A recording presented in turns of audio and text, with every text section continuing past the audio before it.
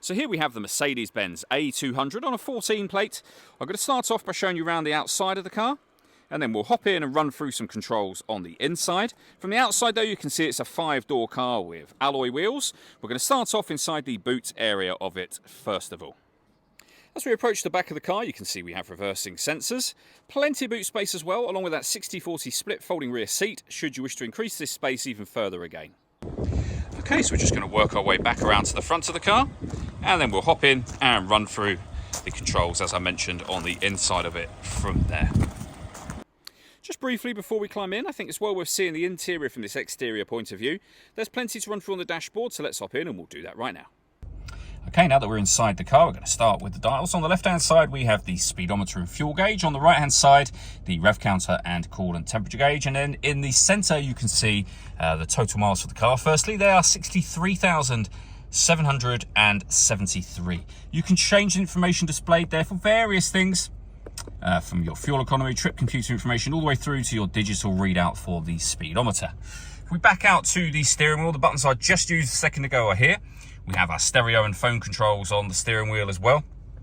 And then in the center, the main screen for the car, which is where you access your audio options. You've got your radio, as you can see just here.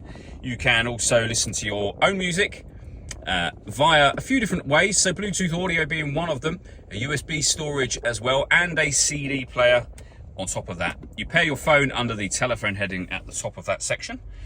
We have the main stereo just here, so you can make your various selections: radio, CD, telephone. Your volume for the stereo is there, CD player, as you can see. You can use this unit to do all of that, or what I was using was this dial just here, which moves up, down, left, right, rotates, pushes down, so it will become useful, and you can go back a page as well. You can use that, as I say, for every single menu, and it's far easier to use this, particularly whilst driving, because it's sitting here right by your left hand, rather than trying to pick out individual buttons on here. We can turn our parking sensors on and off. We can put the car in eco mode with our hazard warning lights. And below that, the air conditioning. So you can adjust the temperature, fan speed and direction of the air. When you're happy with those settings, you can turn your air conditioning off, back on again from here. You can recirculate the air that's in the car. That's a great way of heating it up or cooling it down quickly, depending on the temperature you've set. We have a 12-volt charging socket and some storage just here, and the 6-speed manual gearbox. All that leaves me to say is thank you for taking the time to watch this video. If you'd like to come and see the car in person and have a test drive, please feel free to give us a call here at Surrey Specialist Cars. We'd love to hear from you soon.